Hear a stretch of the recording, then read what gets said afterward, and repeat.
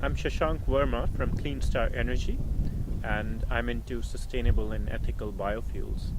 Nice. So, on this globe we've just handed you, could you point on the world where the initiative is based? Sure, so we are mostly based out of India, but we also have operations in Mozambique and Brazil. Fantastic. So, you talk about these solutions. Can you give us an overview of the work your initiative does?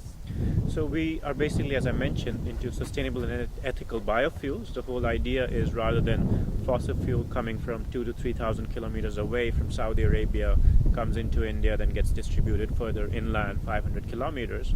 That's a very inefficient supply chain. What we want to do is rework that and have a distributed model in which the farmers can grow their own biofuels, not on their good agricultural land, but on the boundary edges, and use that biofuels to power up their tractors, to power up energy, to power up the cell phone towers that might be in that area. So energy is locally produced and locally consumed. So it's a much more efficient system, and it's not just into biofuels, we're also into biogas and also into biofertilizers. So it's a complete ecosystem in which man can love nature, of course, and can also be in tune with nature, and at the same time be in tune. There's a sustainable aspect towards the society as well, in which there's distributed and inclusive growth in the rural sector as well.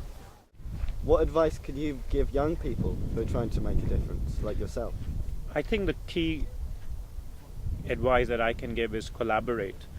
There's some technology solutions that I have. The technology. I did not invent this technology solution. It came from UK.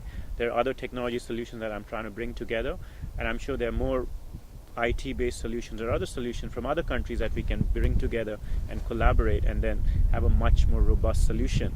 And all these initiatives are interlinked to the nth level. So just collaborate, meet new people, come up with new ideas, and bounce ideas from different sectors. It doesn't have to be from the same sector.